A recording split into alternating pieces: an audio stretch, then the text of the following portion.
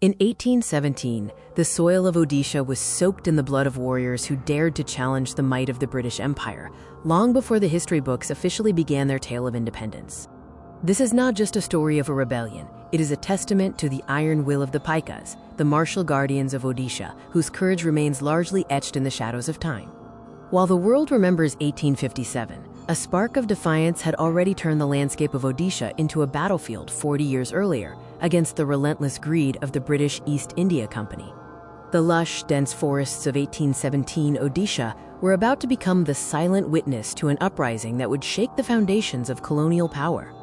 As the company expanded its reach, the ancient social fabric of Odisha began to tear under the weight of unprecedented land taxes and administrative arrogance.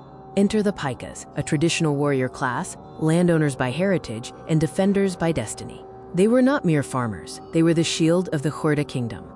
The British stripped the Paikas of their ancestral lands, imposing harsh taxes that turned self-sufficient warriors into landless laborers, fueling a fire of resentment that could not be quenched. The spark ignited when an influx of outsiders arrived to exploit the region, treating the local pride with contempt. The Paikas had reached their breaking point. Violence erupted as the Paikas launched their assault, targeting British outposts and reclaiming what was theirs by birthright.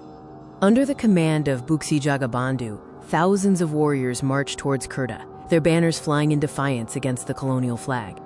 Using the dense jungle as their fortress, the Paikas employed expert guerrilla tactics, striking the British troops where they least expected and vanishing back into the mist. The British, shocked by the ferocity of the resistance, unleashed a massive counteroffensive, pouring resources into Odisha to crush the insurrection with ruthless efficiency. Just as the rebellion seemed poised to shatter company rule, the tides of fortune began to shift against the warriors. Hidden agendas and internal betrayals tore through the ranks of the rebellion as trusted allies were turned, setting the stage for a tragic downfall. Bakshi Jagabandhu stood firm, but his leadership was challenged by an enemy that fought not only with rifles but with deceit, dismantling the unity of the Paika force. The British suppression was brutal. Villages were burned, leaders were executed, and the fierce spirit of the Paikas was silenced through a systematic campaign of terror.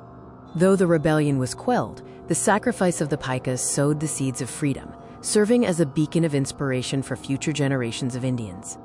Their struggle remains a vital chapter in the long, arduous fight for sovereignty, a history that demands we remember the price paid for our current liberty. We close this chapter by honoring the unbreakable spirit of the Paikas, the guardians who chose to die standing rather than live on their knees.